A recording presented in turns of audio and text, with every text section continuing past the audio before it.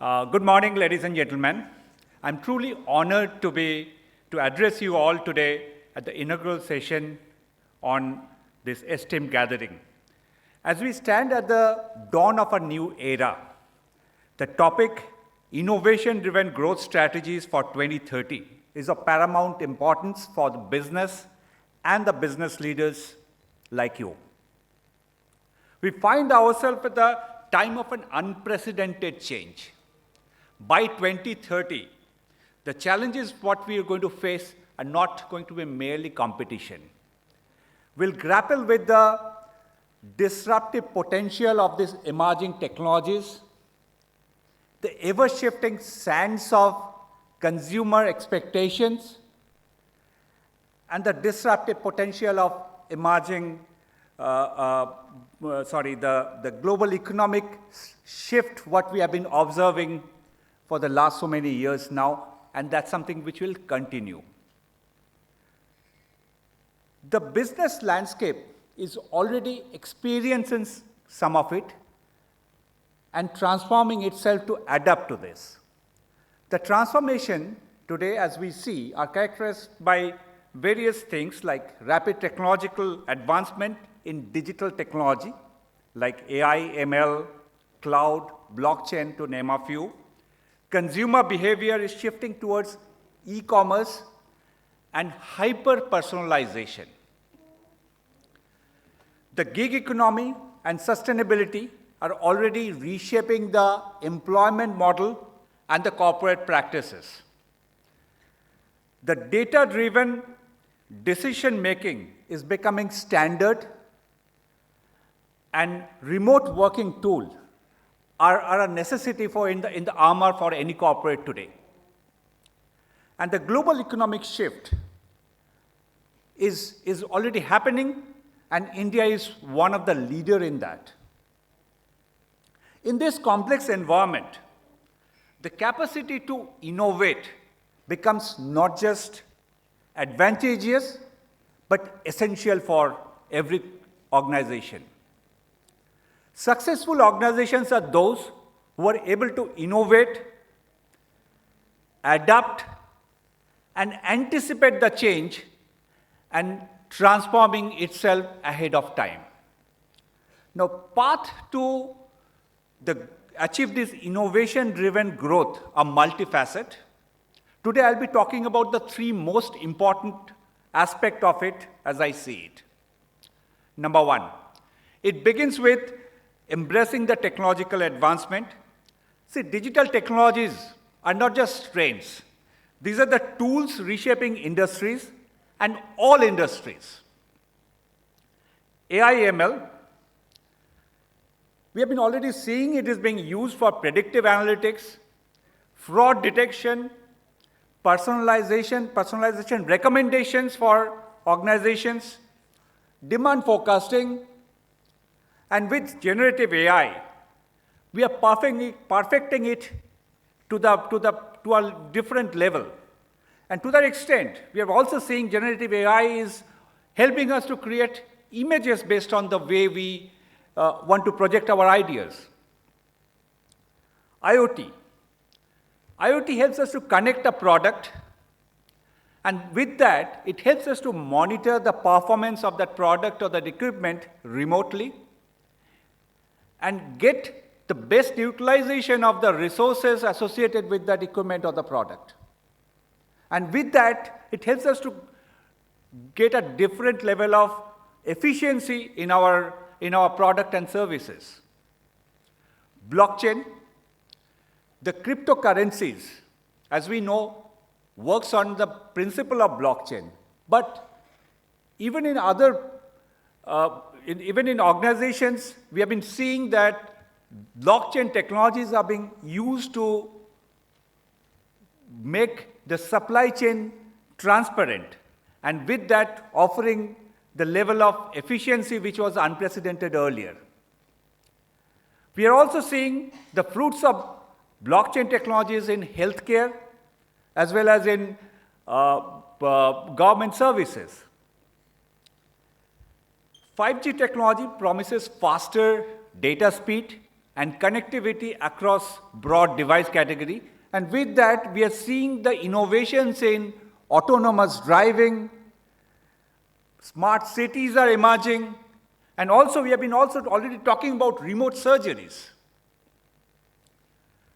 Second, these tools are great, but what is vital is how do we reimagine our business models?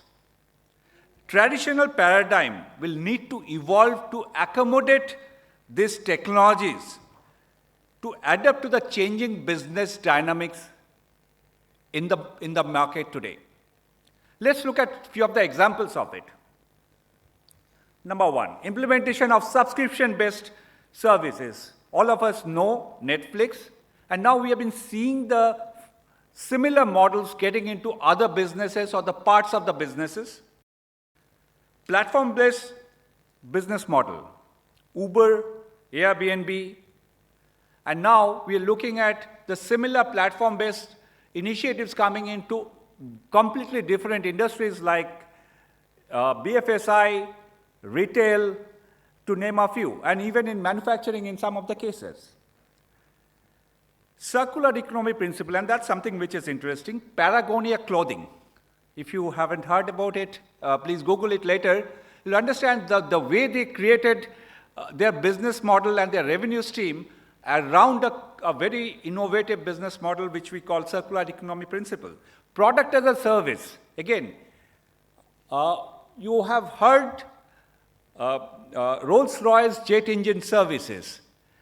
It's a very traditional business, but they have reimagined their business with product as a service model and able to go ahead of the competition with that. We have been seeing the same principle is being used in a very, very interesting case where in BMW, for their winter months, they're offering seat heating as a product as a service model. On-demand service, DoorDash, and locally we see Zomato, Swiggy, and the 10 minutes delivery model has changed the complete landscape in retail, supply chain, and logistics and everywhere. Data monetization, and this is big, and this has been perfected by the two largest companies, which is Facebook and Google. And now every organization is looking at how they monetize the tons of data which they are residing on, whether it's in automotive or in retail or in FMCG. Everybody will be working on getting into perfecting this model or leveraging this model to generate additional revenue stream for them. Others, like the shared economy model, Zipcar, Citybike, and locally also we have so many other examples coming up now. Now, these are the few models which we have already seen. And there is no restriction. Tomorrow, we'll be seeing many more different business models coming in. Now, these innovative business models aim to increase efficiency, reduce cost, but more importantly, foster customer loyalty and create new revenue stream.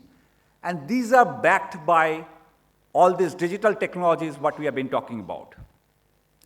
Third, and this is the most important for me, it's how do we foster a culture of continuous improvement in our organization? And this is a vital thing. While we have the tool and we reimagine our business model, but that innovation culture needs to be in our DNA, in each of our organization. Encouraging curiosity, rewarding creativity, embracing calculated risk is going to be the key in nurturing an environment which thrives on innovation. See, remember, innovation is not restricted to the realms of R&D or tech hubs. It needs to be throughout the organization and in each and every department and in the mindset of each and every individuals in the organization. Data-driven insight will play a pivotal role in shaping our consumer-centric strategies. With the explosion of digital footprints, we have unprecedented opportunity to understand the customer, its behavior, its need, its way of thinking, its preferences at a very, very granular level.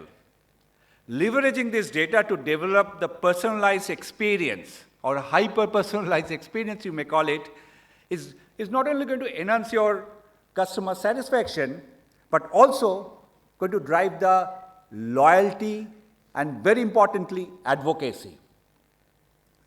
However, while we talk about these technologies, which is going to provide the means of doing it, the strategic use of the tools will shape the future landscape for us and our organizations.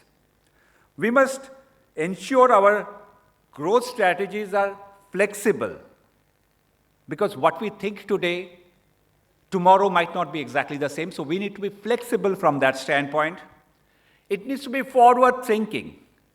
We can't, if we are solving today's problem, then probably we'll miss the bus tomorrow. So we need to anticipate the future and innovate and reimagine our businesses accordingly.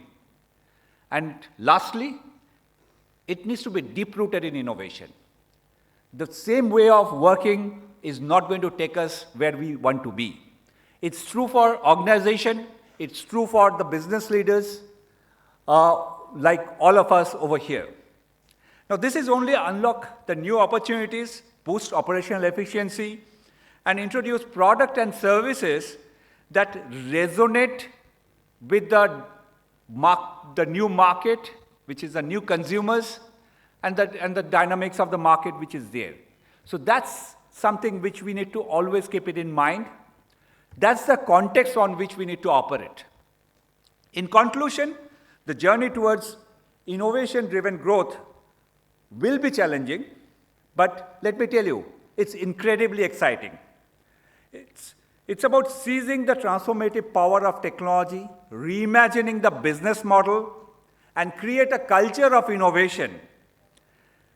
It's about preparing for the future, not just surviving the future, but thriving in it. Let's commit to embrace the future wholeheartedly. With that, thank you.